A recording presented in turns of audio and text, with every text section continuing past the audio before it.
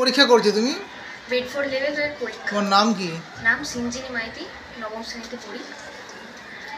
এই যে গ্রেড 4 লেভেলের পরীক্ষাটা করেছে, এর উদ্দেশ্য কি? এর উদ্দেশ্য হলো যে বাস্তবে প্রয়োগের, তারপরে বাস্তবে কীভাবে প্রয়োগ করে আমরা জ্ঞান লাভ করতে পারি, তারপর পৃথিবী যে গোলাকার তার মূল উদ্দেশ্য ইত্যাদি। এই প্রকল্পটা করেছো তোমরা, কি কি তোমাদের লেগেছে জিনিসগুলো? প্রথমে থার্মোকল, এরপর কাঠি, আর আরও সামগ্রিক হিসেবে কাঁচি, আঠা, রং, কাগজ ইত্যাদি। বলো, পরীক্ষাটা বলো।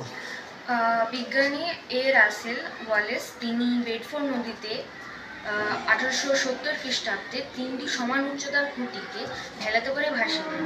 এর ফলে তিনি পরক্ষণে দূরবীনে দেখতে পান যে মাঝখানে যে খুঁটিটি রয়েছে, অর্থাৎ এই খুঁটিটি, সেটি এই দুটোর তুলনায় উঁচুতে রয়েছে।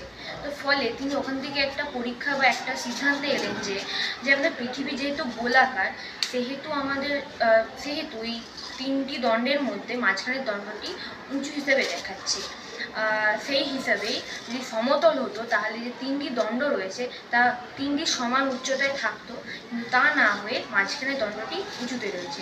এই জন্য এর থেকে প্রমাণ হয় যে পৃথিবী গোলাকার। তুমি যে প্রকল্পটা করেছো, তথ্য কিভাবে সংগ্রহ করেছো?